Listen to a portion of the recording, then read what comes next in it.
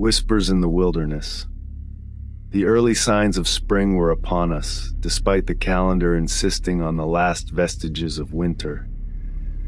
A part of me longed for the frost to linger a bit longer, if only to keep the forest's inhabitants at bay for a while longer. Our little adventure began as a celebration of sorts, marking the end of our high school journey.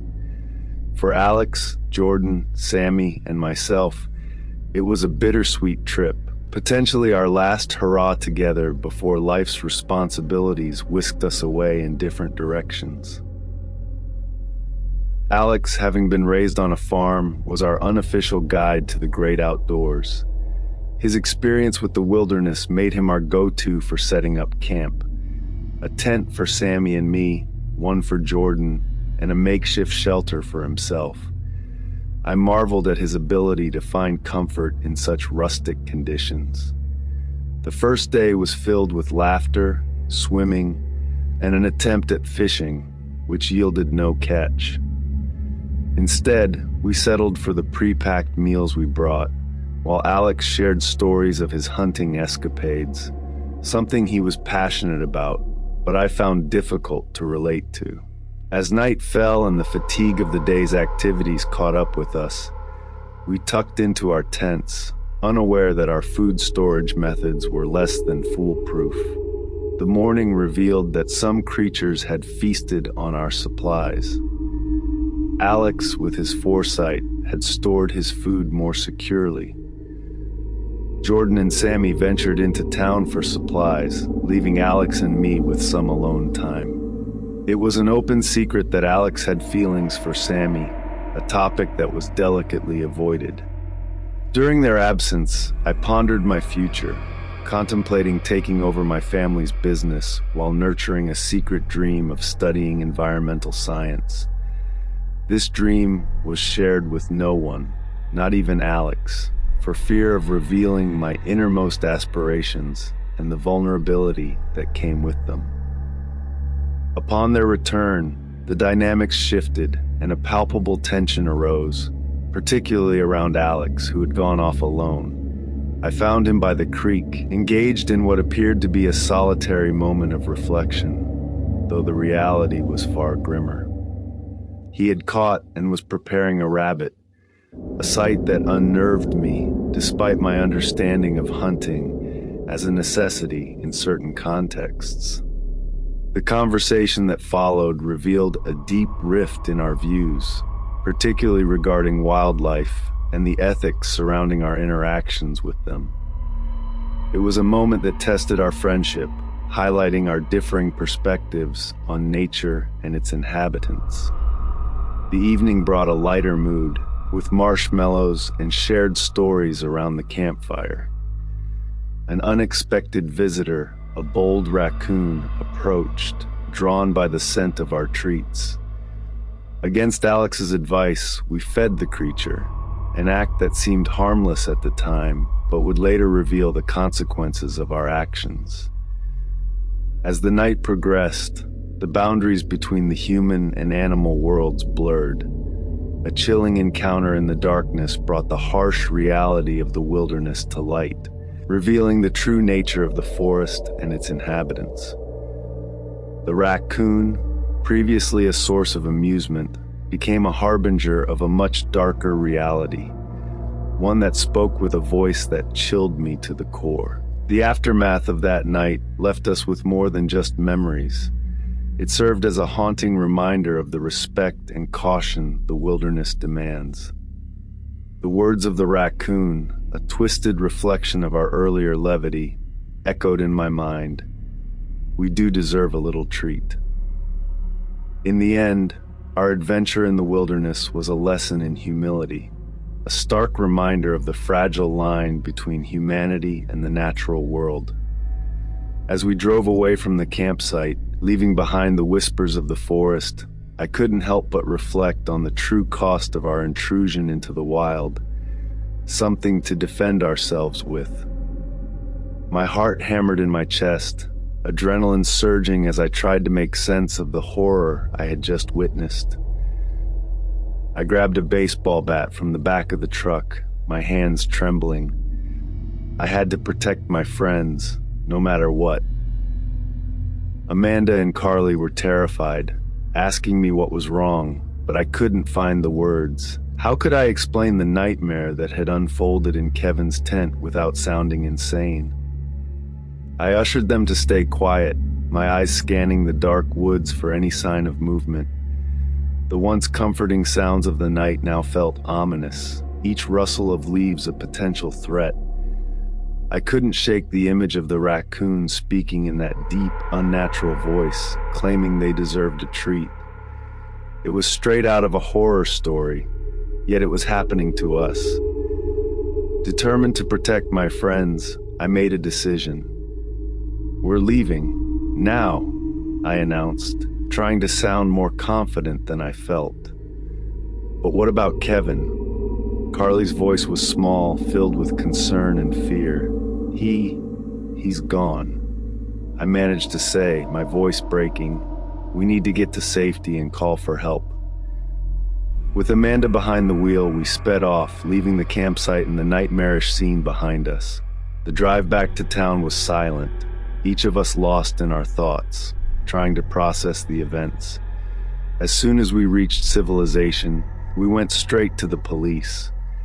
Explaining what happened was difficult.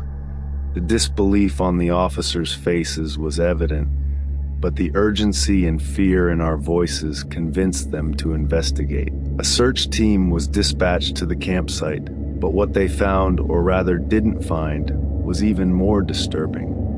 Kevin's body was gone, along with any trace of the animals. The police speculated wild animals might have dragged him off, but I knew the truth. That thing, that not raccoon, had spoken. It had claimed a treat, and it had taken Kevin. The incident was chalked up to a tragic animal attack, but my friends and I knew it was something far more sinister. We were left with the trauma and the unanswered questions. What were those creatures? Could they be out there, still waiting for their next treat? Life moved on, but the memory of that night haunted us. Amanda's video went viral, but without the gruesome end, it was just another cute animal clip to the rest of the world. We knew better. We knew the danger of feeding the wildlife, of inviting them into our world. We never went camping again, sticking to the safety of the city. But sometimes, late at night, I'd hear whispers in the darkness, a deep voice laughing at the folly of humans. And I'd remember Kevin's last words, the warning he had given us too late. No good ever came from feeding wild animals. It was a lesson learned in the most horrific way possible, a reminder that some boundaries between the wild and the civilized should never be crossed.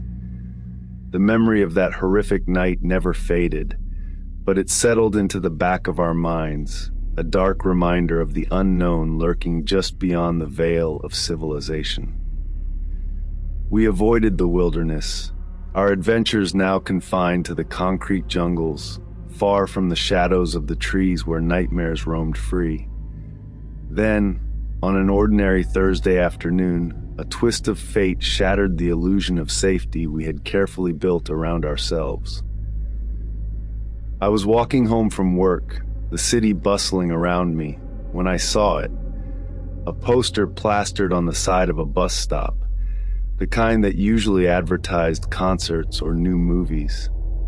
But this was no ordinary advertisement. The poster showed a picturesque scene of the very campsite we had fled from years ago, now promoted as part of a new wilderness experience package. Come face to face with nature, it beckoned, a once-in-a-lifetime encounter. My heart stopped. There, in the background of the photo, almost hidden among the trees, was a figure. It was too blurry to make out details, but the shape was unmistakable. A raccoon stood on its hind legs, gazing directly at the camera, a sinister mimicry of a human pose. Panic surged through me. They didn't know. The people behind this advertisement, the tourists who would flock to the campsite seeking adventure, they had no idea what awaited them. Or worse, Had the creatures somehow orchestrated this? A ploy to lure in more treats? I rushed home, my mind racing. The internet provided no answers, just more advertisements for the wilderness experience, each one boasting of an immersive encounter with nature. There were testimonials too, eerily positive reviews praising the thrilling interactions with wildlife. No mention of Kevin, no mention of the horror. Sleep eluded me that night. The image of the poster, the figure in the background, haunted me. It was a call I couldn't ignore, a pullback to the dark woods I had vowed never to return to. The next morning, I made a decision. I would go back. I needed answers. I needed to know if it was all still real, or if time had twisted my memory into something more monstrous than the truth.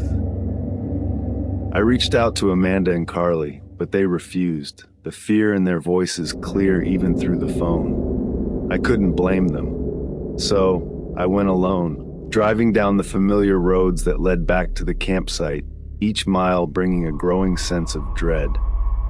The campsite was busier than I remembered, families and groups of friends laughing, completely unaware of the land's dark history. I walked through the site, my eyes scanning the trees, searching for any sign of the creatures.